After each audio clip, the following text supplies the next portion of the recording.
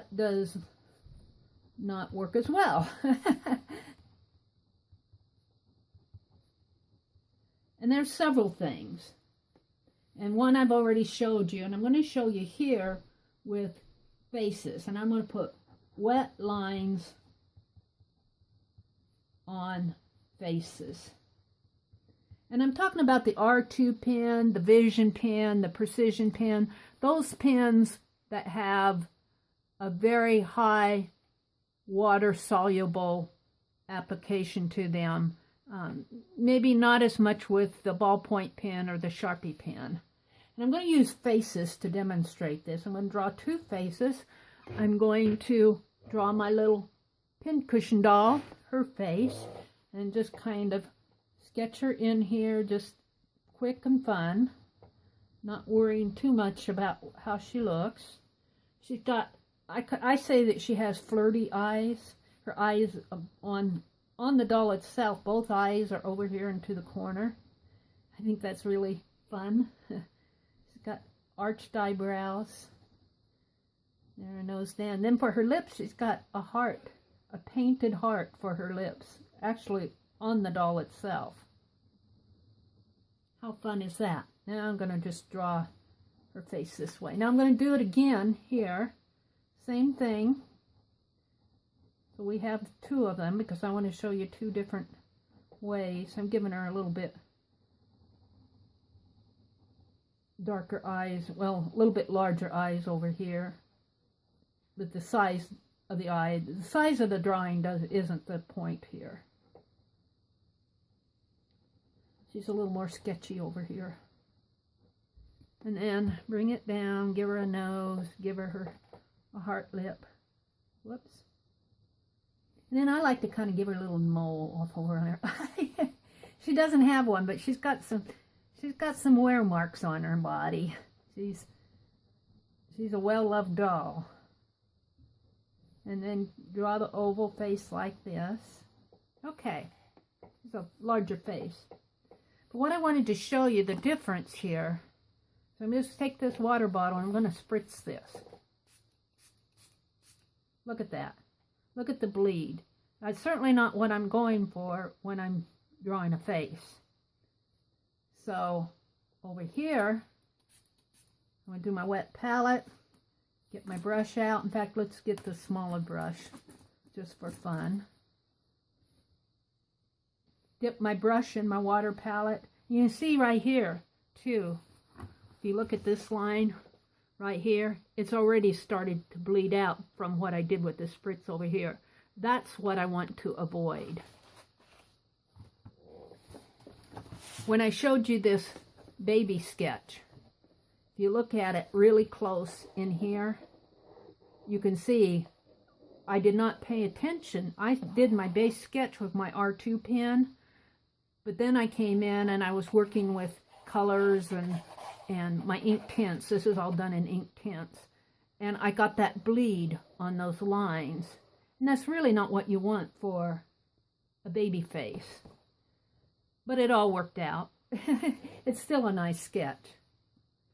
Okay, so what I want to do here is dip my brush in there, and I just want to do that same controlled bleed. Not this, but in here.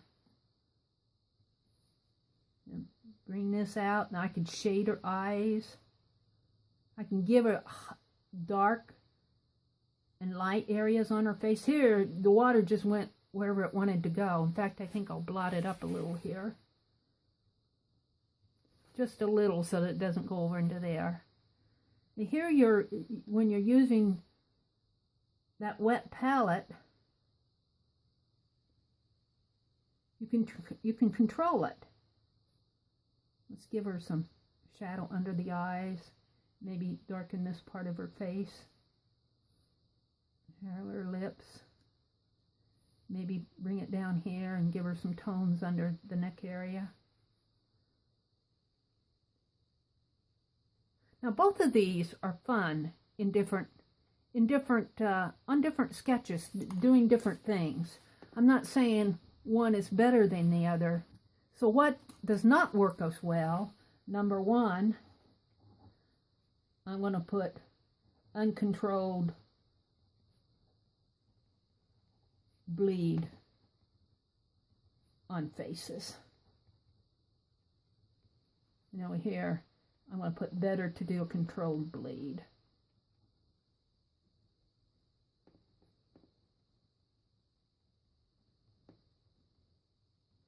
And by the way, uncontrolled bleed and controlled bleed, as far as I know, is my own terminology. I think the technique is out there. It's a drawing technique, but I've never really heard it called uncontrolled bleed and controlled bleed. Okay, I'm going to flip the page. I'm going to show you another thing that doesn't work as well. And I'm just going to draw a circle here. Let's call that a palette. And I'm going to put some water in there. I'm getting my uncontrolled bleed on my line. It's not really my purpose. Put water in there. A lot of water. What would happen, I said to myself, if I tried to draw in here? Nothing happens. It doesn't work. You might get a few scratches if you're lucky. I'm going to blot it out because I don't want the water going over there. So the second thing is I have to get my ink going again here. The second thing that doesn't work as well is to draw in wet water. Let's do this again. Here's this line, and I'm going to put water in there. And this time I'm going to let it bleed. And I'm going to blot it out, just like I did over here. Now this is damp. This is not that wet spot of water. And look, you can draw in it. You can just scribble in it. So I'm going to put drawing in a puddle of water. And I imagine it doesn't have to be water, it could be any liquid. I'll put liquid. Does not work. Blot. Then draw. Works better.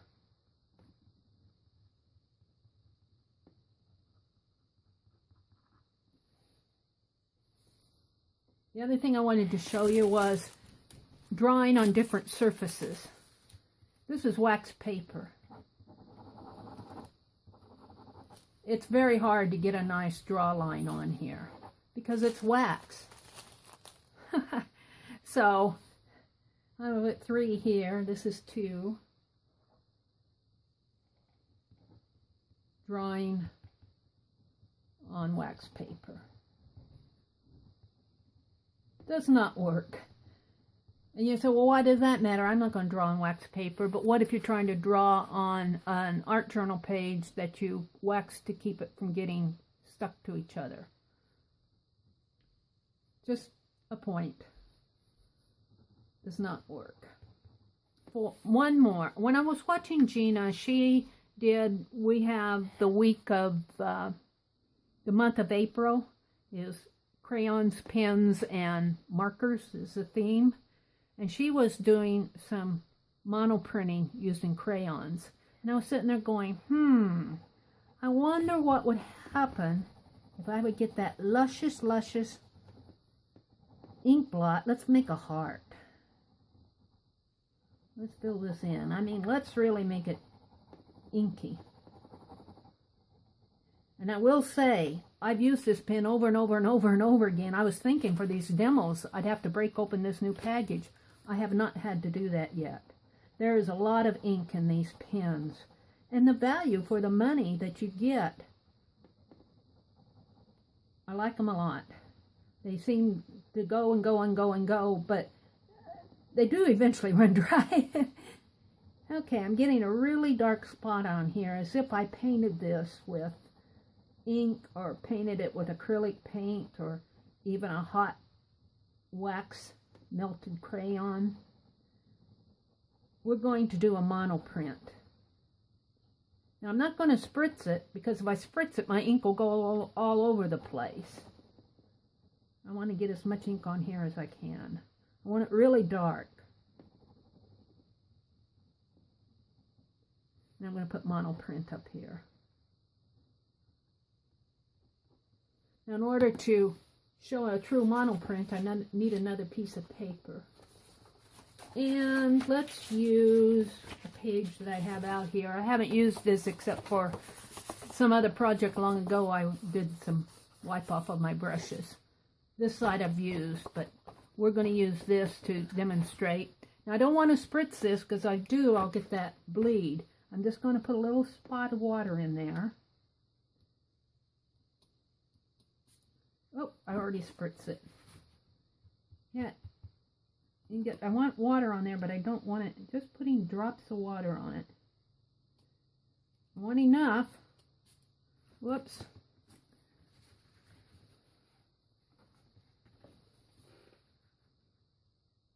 It's, as you can tell by me doing this, it's not easy. It's not like painting a, it's not like painting and doing a regular mantle print. Okay. I'm going to try to monoprint it in this area down here. It's a little white down here. Just put it down there, press it down, and rub it off.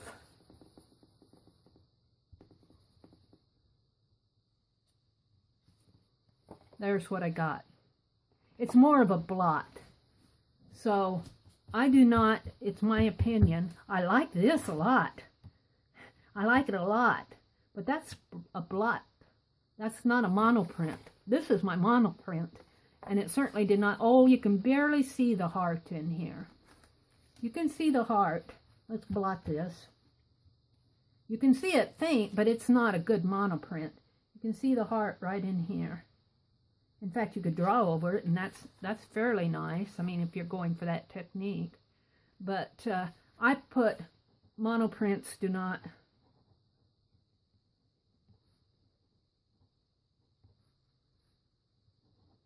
work well. Now you may experiment with it and find a good way to do it, but I haven't yet. So those are the 4 areas, the 4 things that I found that do not work well using this technique, this sketching technique.